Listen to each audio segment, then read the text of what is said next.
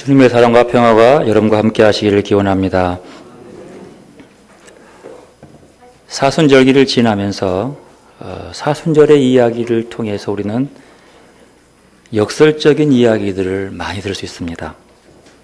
십자가의 죽음과 영광이 하나로 오고 고난과 영원한 생명이 묶여지고 심판과 용서, 서로 어울릴 수 없는 내용들이 어울려서 지속적으로 우리에게 강조해 주는 것들, 그게 사순절이에요.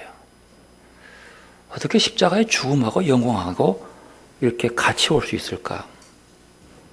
합리적이고 이성적인 생각으로는 도저히 있을 법한 일이 도저히 받아들일 수 없는 그런 처지죠. 하지만 이런 역설적인 내용이지만 경험을 통해서, 삶을 통해서 이 일은 가능한 일입니다.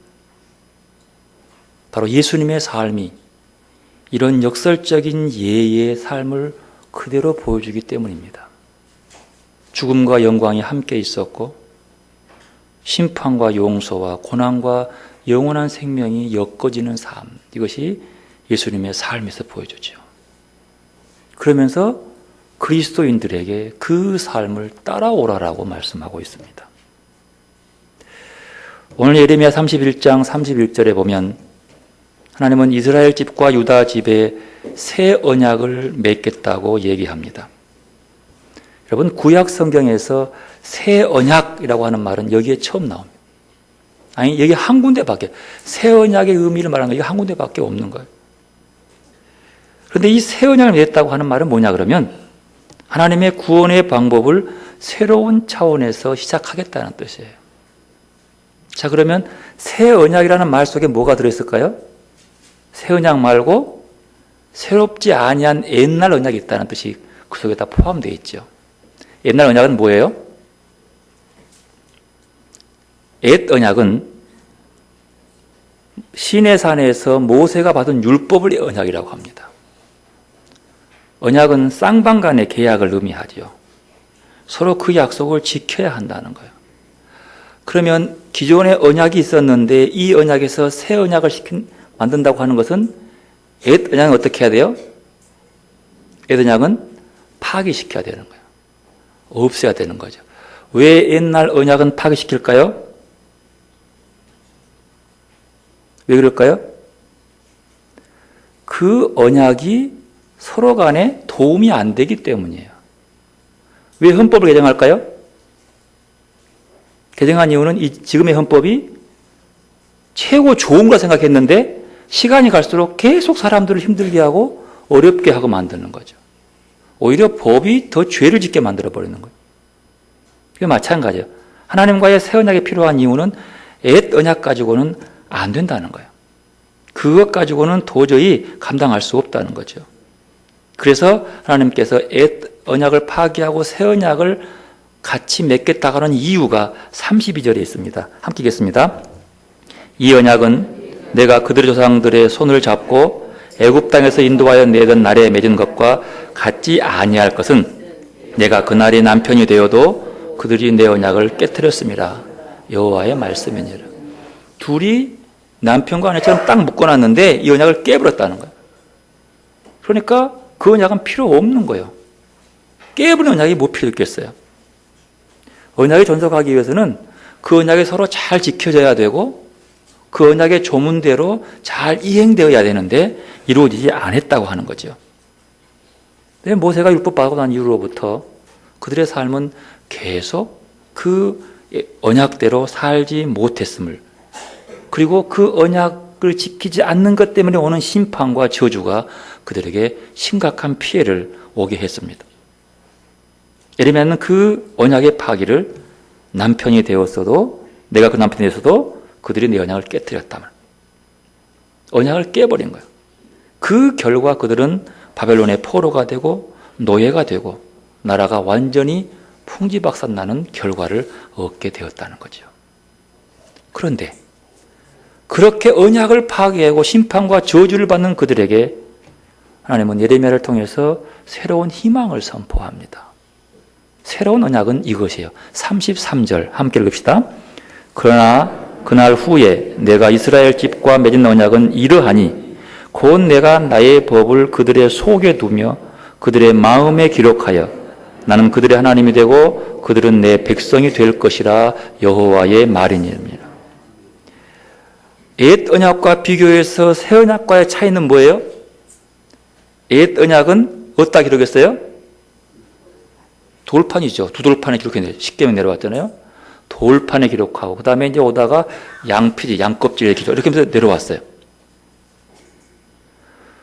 그런데 이 새 언약은 어디다 기록해요? 마음에 기록해요. 여러분 그 차이가 뭘까요? 옛 언약은 돌판 위에 기록한 언약과 마음에 기록한 언약과의 차이는 뭘까요? 여러분 마음에 글 써봤어요? 주홍 글씨 써봤어요? 써보는 거예요. 한번 써보세요. 그 차이가 어떤지. 이런 차이예요. 어떤 분은 이 차이를 놓고 율법과 복음의 차이라고 얘기하는 경우도 있습니다. 즉 말하면 율법은 돌판이나 양피지에 새겨주어서 이스라엘 백성들이 수동적으로 따르도록 하는 거예요. 즉 말하면 똑같이 돌판을 보면서도 이것은 수동적이잖아요. 그래 보고 따라간 사람이 있고 안 따라간 사람이 있는 거예요. 그런데 복음은 가슴에 새기는 거예요. 마음에 새기면 어떻게 되는 거예요? 스스로 따라가는 거예요.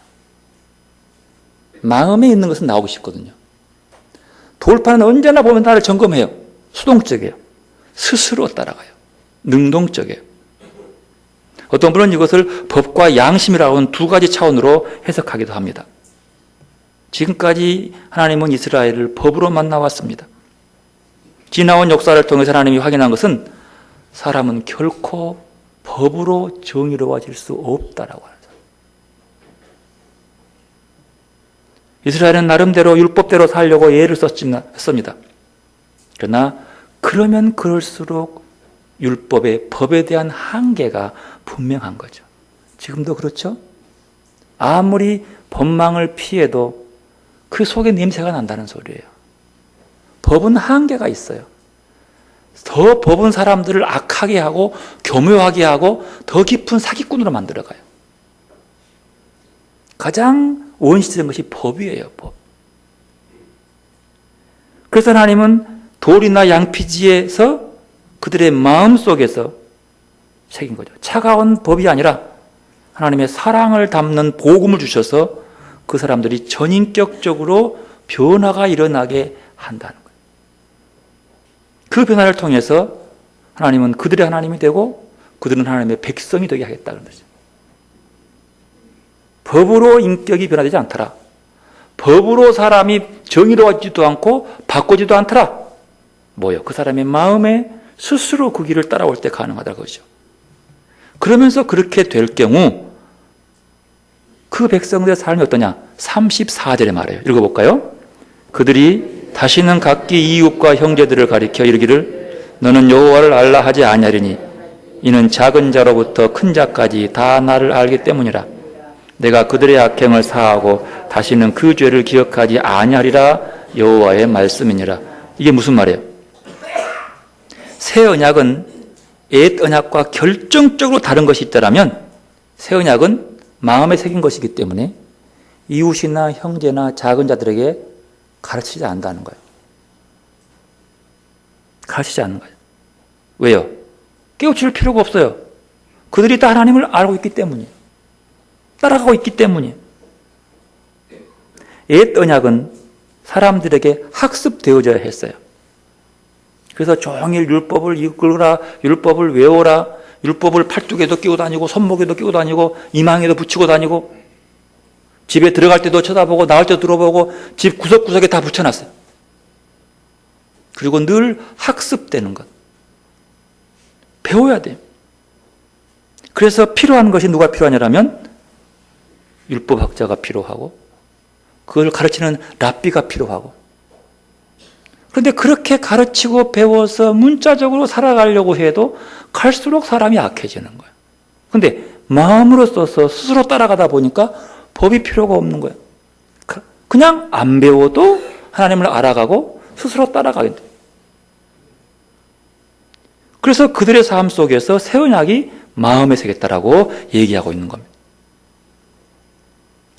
오늘 요한복음 본문에 보면 예배하러 올라올 때에 헬라 사람들이 왔다라고 얘기합니다. 12장부터는요. 예수님께서 유월절 잔치를 위해서 예루살렘에 올라간 이후에 일어난 사건들이 여기에 있습니다. 예루살렘에 올라가 난 이후에 사람들이 예수님께 몰려왔는데 그 사람들 중에 헬라 사람도 있더라고 하는 거예요.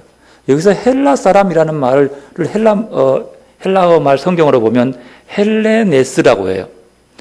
헬레네스라고 하는 말은 지금 말로 하면 그리스 사람들 그 뜻이에요. 혈통적으로 그리스 사람들을 헬레네스라고 그래요. 그러면 이 사람들이 왜 예루살렘에 왔을까요? 예배하러 왔을까요? 근데 보통 헬라의 말을 하고 헬라 문화에 살면서 유대인으로서 개종해서 예수를 믿는 사람들을 헬레니스타이라고 얘기해요. 이 헬레니스타이라고 하는 헬라 말은 우리 성경에는 경건한 사람들 이렇게 번역했어요. 근데 분명히 이것은 그렇게 하지 않고 헬레네스라고 표현한 거예요. 그러면 그 사람은 유대인하고 아무 상관없는 그냥 완전한 혈통적으로 핏줄적으로도 그리스 사람들이에요. 그들이 예수를 왜 찾아왔을까요? 아니, 예루살렘에 온 건 좋아요. 6월 축제 찾아온 건 좋아요. 그런데 6월 축제에 와서 왜 예수님을 찾아서 그와 대화하고 싶었을까요? 이게 온 이유가 있어요. 그것이 12장 17절에서 19절까지 내용을 보면 알 수 있습니다.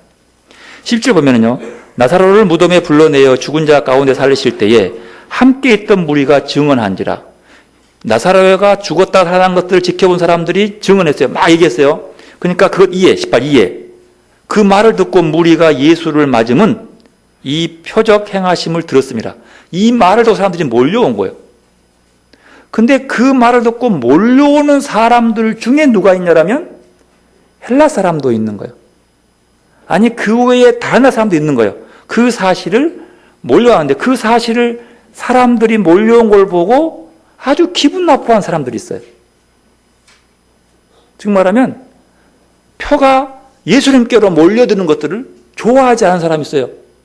그들이 19절에 나와요. 읽어볼까요? 뭐라 그래요?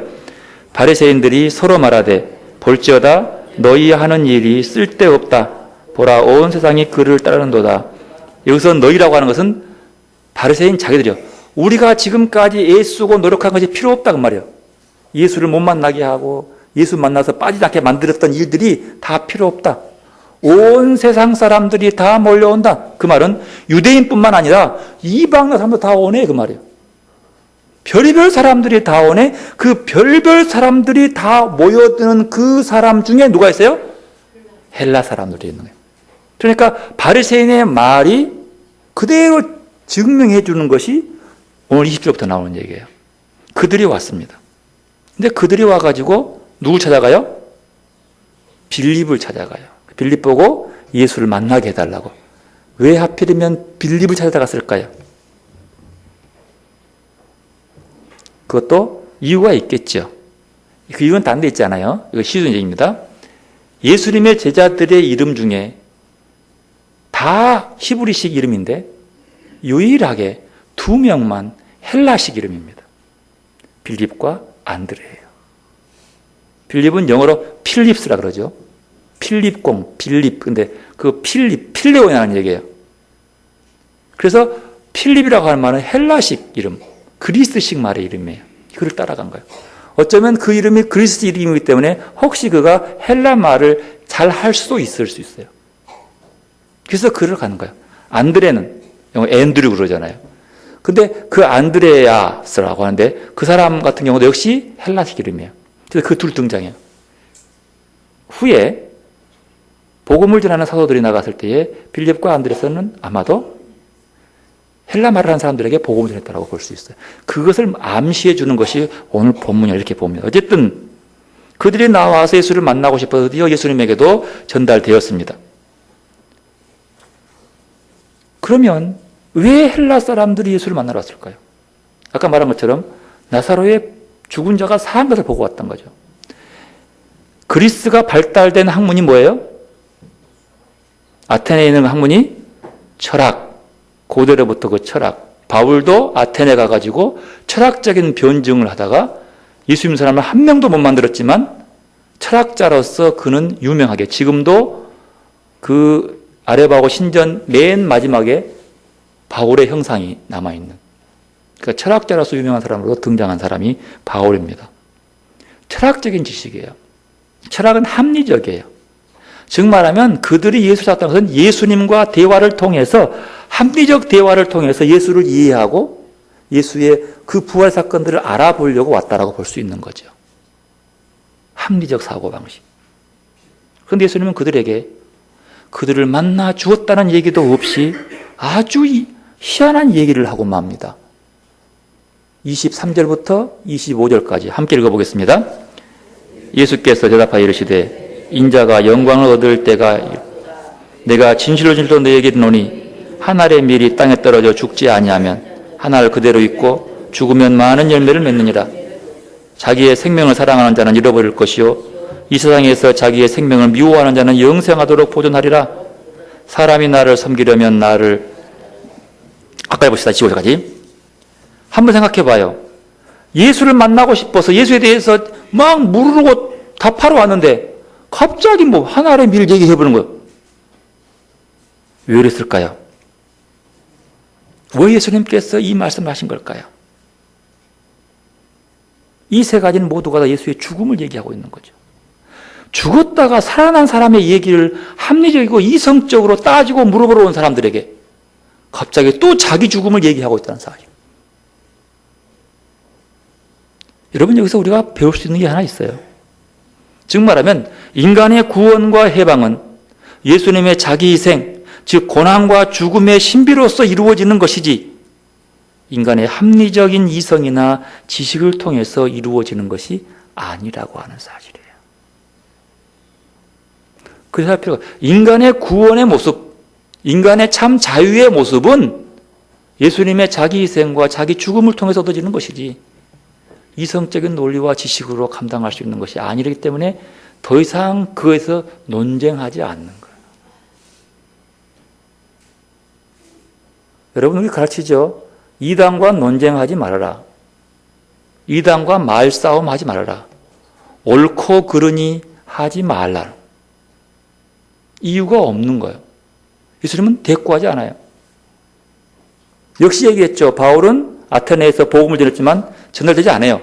철학적인 지식은 훌륭하고 합리적이고 논리적인 강의는 출중했지만 예수가 전달되지 않아요. 여기서 나오는 거예요.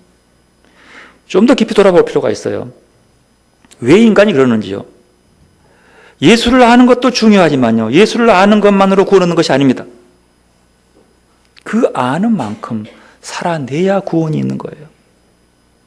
우리가 알면 얼마나 알겠습니까? 하나님을 알면 얼마나 아냐는 거예요. 내가 알면 얼마나 알겠어요. 내 가르침으로 예수를 안다라고 말하는 것은 빙산의 일각만 아는 거예요. 어떻게 지식으로 아냐면 훌륭한 학자가 가르쳤어요. 그 학자가 얼마나 알길래 하나님을 알 수 있는 거예요. 여러분, 우리의 머리로 하나님을 알 수 있습니까? 하나님을 배운다고 하나님을 다 알 수 있는 겁니까? 가르친다고 배워지는 게 하나님입니까? 어느 정도의 알아가는 길은 알려줄 수 있겠죠. 깨달음입니다. 깨달음은 내 몸으로 알아가는 거예요. 하나님을 내 몸으로 경험하고 느껴지는 거예요. 그 궁극적인 실제를 가리키면서 바라보는 거예요. 바라보는 거예요. 이번 주 목요일에요. 대학 교수에 은퇴하고 은퇴한 이후에 지금 거의 90이니까 한 25년을 더 사신 분들의 강의를, 세미나를 들었어요. 그분이 그런 말을 해요. 나는 철학 교수예요. 신학 대학 교수인데 철학 교수였어요. 이렇게 말해요. 나는 지금까지 학생들을 가르치려고 해본 적이 없다. 이거 무슨 소리예요? 교수가 학생들을 가르치려고 해본 적이 없다. 왜? 가르친다고 되는 게 아니니까. 그러면 뭐 하셨어요? 나는 가리키려고 했다. 가리키려고. 뭘요? 궁극적인 실존, 궁극적인 존재. 궁극적인 존재가 뭐예요? 진리죠. 그 진리든 하나님이든 궁극적인 존재에 대해서 가르치고 바르게 그 길을 가는 길이 이것이라는 것만 해줄 뿐이지 나는 가르친 적이 없다. 지금도 가르치려고 하지 않고 가리키려고 한다. 깜짝 놀랐어요. 설교라고 말하지 말아라. 어떻게 목사들인 너희들이 예수를 가르치려고 하느냐? 뭐로 한다고 가르치려고 하느냐? 깜짝 놀랐어요. 신앙은 뭐예요? 방향이요. 무엇을 바라보고 무엇을 바르게 가냐는 거죠. 주여, 그렇구나. 내가 할 일은 뭐요? 여러분에게 이렇게 한 사람들이라고 가르치는 것이 아니라 저기 저 하나님을 보고 그 하나님을 바르게 가르치고 그 하나님을 보고 나아가게 만드는 것. 그것이구나. 저 철학 교수도 그 궁극적인 실제를 가리키는 존재였지 저 대가가 가르치지를 않았구나. 깜짝 놀랐어요. 여러분 바라보는 거예요. 주님 바라보는 거예요. 거기서부터 내가 최고의 진리를 바라보고 그 길을 따라가는 거예요. 그래서 하는 말이죠. 가르치는 거예요. 주님은 그 길을 가르치고 그 길을 따라갈 뿐이에요. 하나님의 미래 땅에 떨어져서 희생함으로써 많은 열매를 거두는 것이 하나님이 만드신 섭리에 대한 미랄의 전적인 순종으로 이루어지는 것처럼 인간의 구원은 합리적인 이해나 지식의 문제가 아닌 하나님의 뜻에 대한 하나님 자신의 전적인 순종을 통해서 이루어지는 것처럼 우리도 그 길을 바라보고 순종하는 거예요. 따라가며 있는 것이지 머리의 이해로 합리적인 동의로 이루어지는 것이 아니라. 특별히 오늘 23절에 보면은요, 예수님의 영광의 때가 왔다라고 얘기합니다. 여기서 영광은 뭐요? 죽음을 얘기해요. 여러분, 어떤 인물이 영광스럽게 된다고 하는 말은 그 많은 사람들이 그 인물의 중요성을 공감하고 그것을 큰 감동으로 받아들였다는 것입니다. 예수님의 십자가에서 돌아가셔서 영광스럽게 됐다고 하는 것은 그분의 죽음으로 그분의 중요성이 드러났고 사람들이 그 사실에 공감하고 그것을 큰 감동으로 받아들였다는 뜻이에요. 오늘 보면 예수님의 죽음이 왜 그리 중요하고 감동스러운 것인지를 구약 성서적인 언어로 말하지 않고 하늘의 미랄이 땅에 떨어져 죽었음을 얘기하고 있습니다. 그 미랄이 제자들 안에서 많은 열매를 맺는다고 하는 거죠. 사람의 눈에는 실패로 끝난 그분의 생애였지만 많은 사람들이 그분의 삶을 배워서 실천하기에 이르렀습니다. 미랄이 썩어서 열매를 맺는 것 말입니다.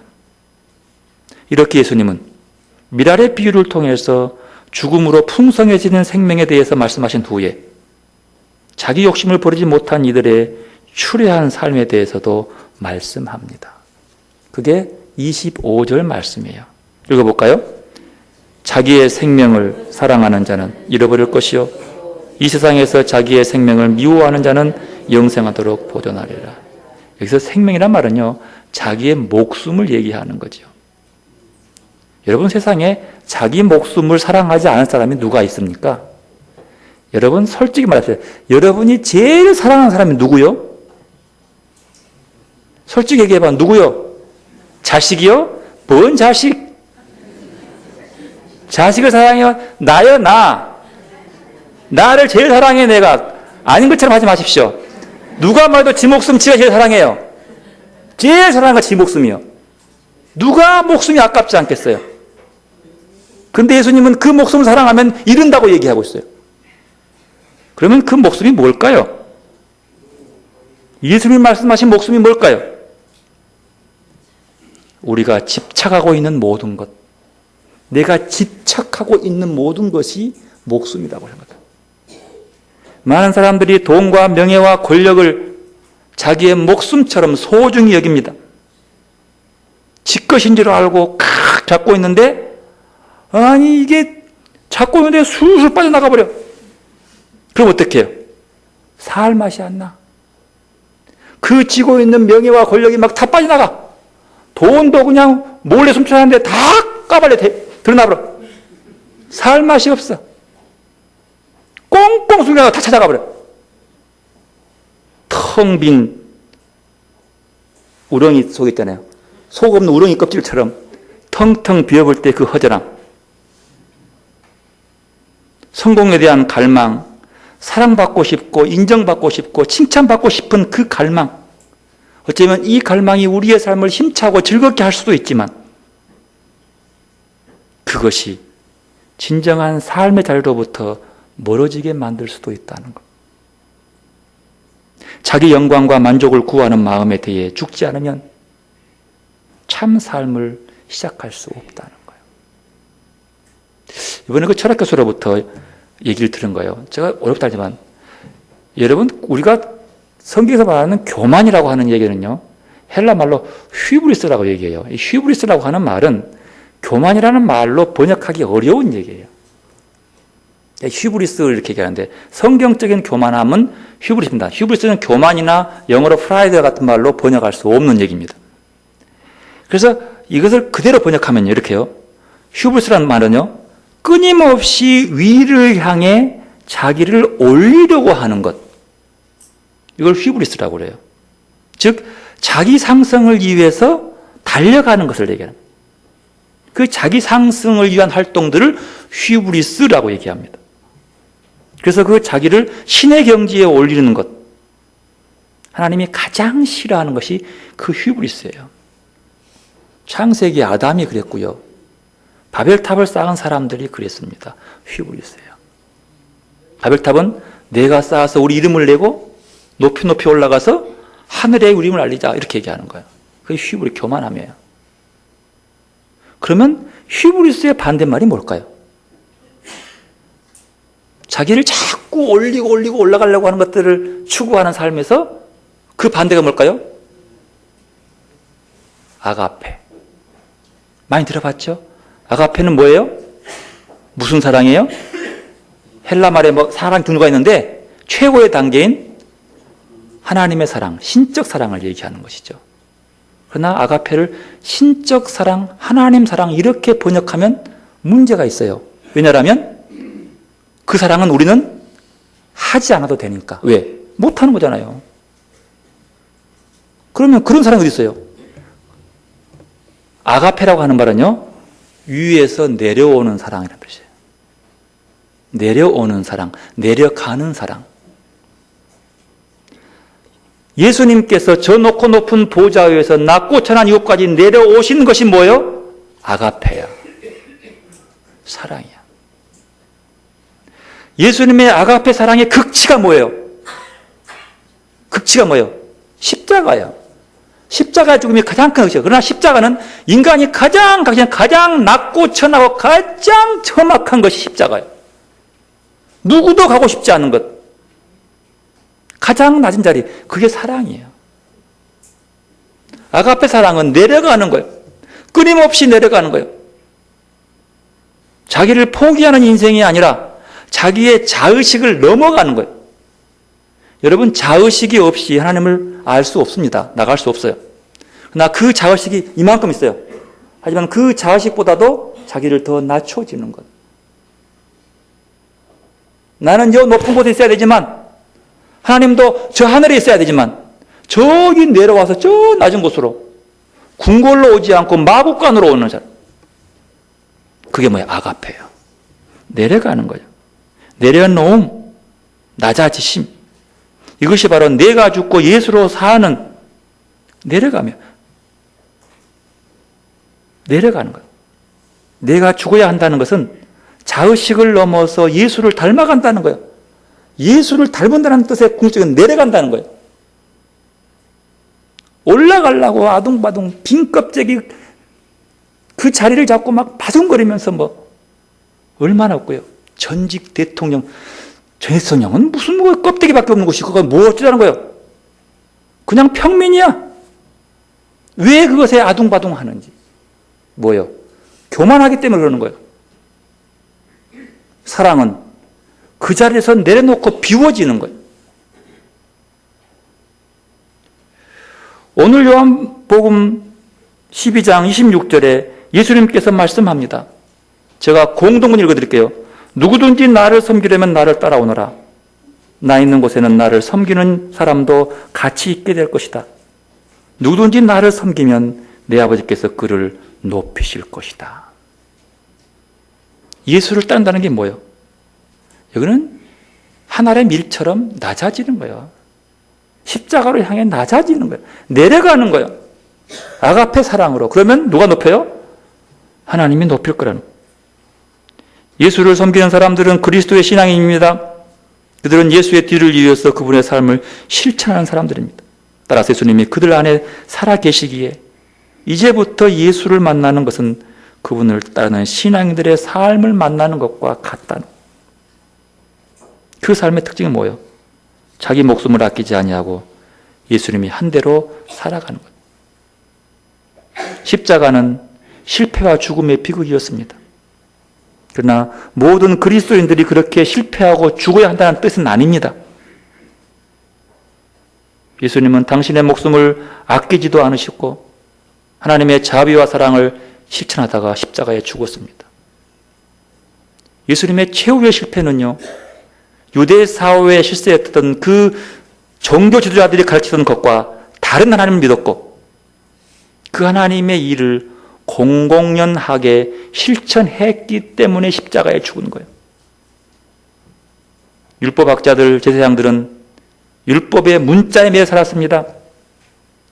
율법을 지키지 못하면 벌을 주고 심판하는 하나님으로. 결코 그 속에는 자비 하나님이 없는 거예요. 그러나 예수는 자비와 용서의 하나님을 믿고 가리키고 있었습니다. 선민은 이스라엘 백성만 구원받을 수 있다고 믿었던 유대교의 전통, 단 율법을 지켜야 하지만 그 전통, 예수님은 그 전통을 받아들이지 않았습니다. 함께 계시고 돌봐주고 사랑하신 하나님의 의미를 예수는 하나님의 아버지라고 부르면서 그 길을 따라갑니다. 예수님은 그 아버지신 하나님의 생명을 이어받아 실천한 삶을 살았습니다. 예수는 병든 이를 보면 고쳐 주었습니다. 유대교가 하는 병든 사람은 하나님의 벌이라고 했어요. 천벌이요. 예수는 그를 고칩니다. 이방인 백부장의 종도 고치고 이방 여인 시돈 여인의 그 딸도 고쳐주고 차별하지 않습니다.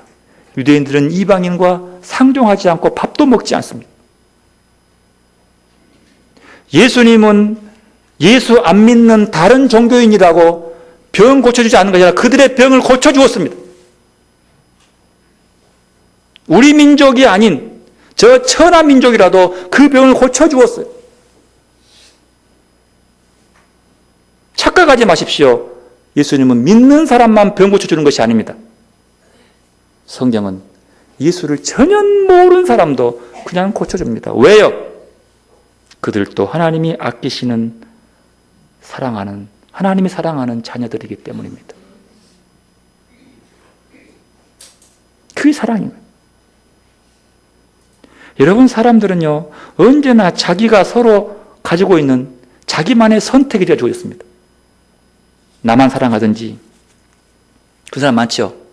가족이나 직장이나 모든 동료들이 나를 위해 있는 것처럼 생각하는 사람.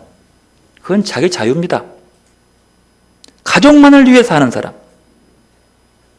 그리고 신앙인은 하나님과의 인연을 가장 소중히 여기는 사람. 그 삶이 신앙이에요. 신앙인은 하나님을 아버지로 부르면서 하나님이 아끼시는 모든 생명들을 소중히 여기고 아끼시는 사람. 그 사람들이에요. 이것이 오늘 복음이 말하는 미랄이 땅에 떨어져 썩어 열매 맺는 삶입니다. 이것이 예수의 삶이었고 예수를 섬기는 그리스도인도 예수님을 따라 사는 삶의 모습이 이래야 합니다.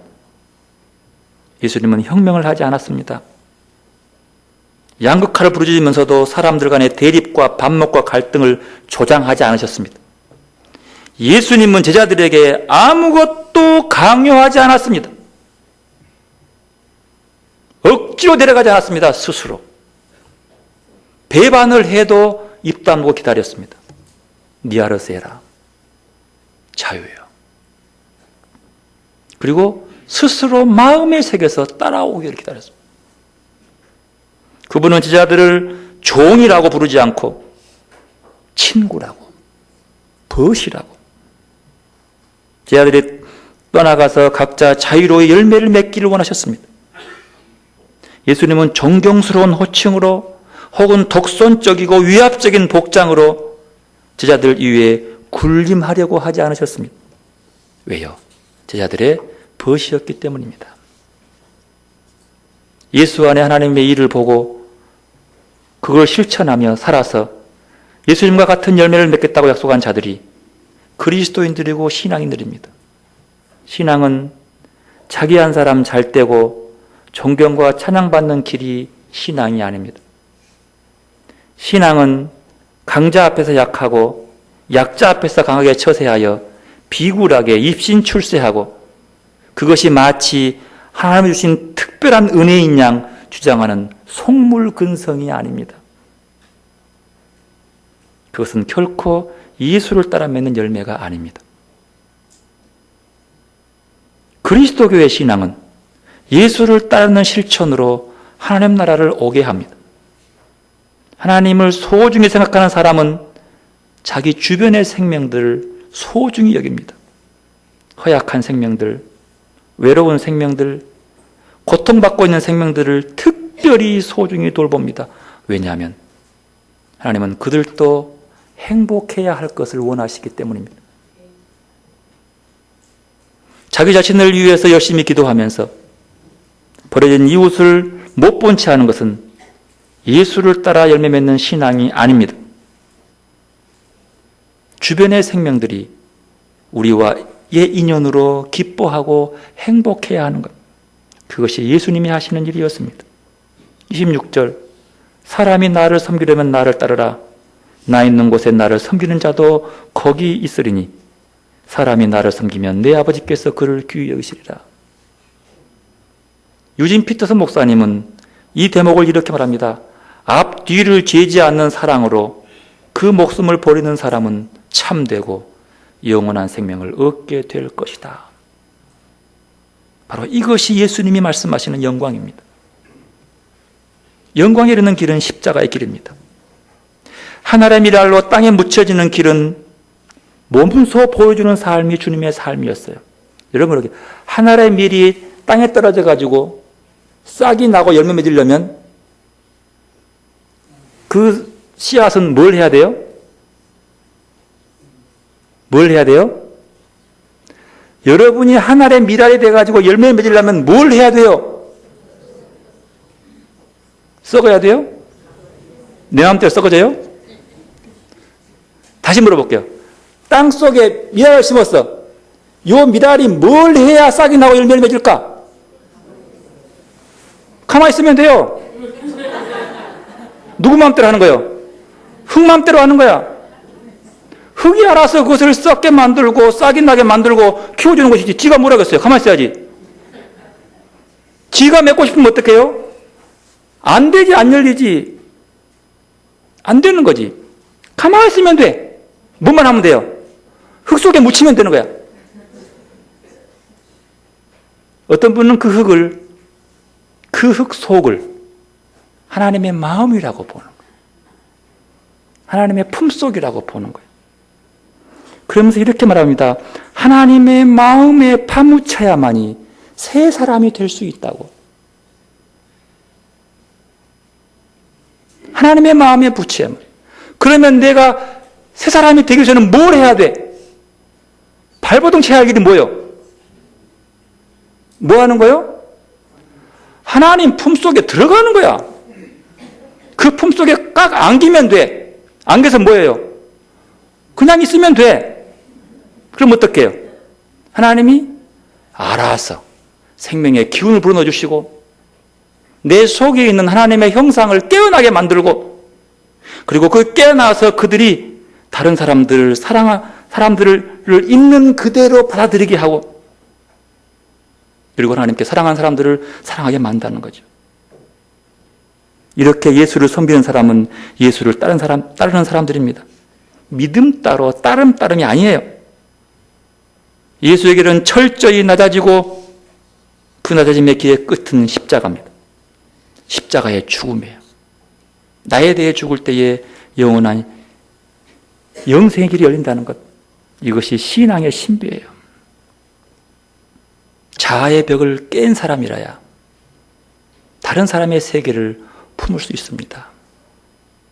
우리라고 하는 이 고리타분한 벽을 깨트린 사람이어야 넓은 하나님의 마음을 이룰 수 있는 겁니다.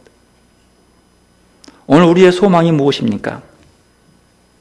신앙인으로서 무엇을 하고자 하십니까?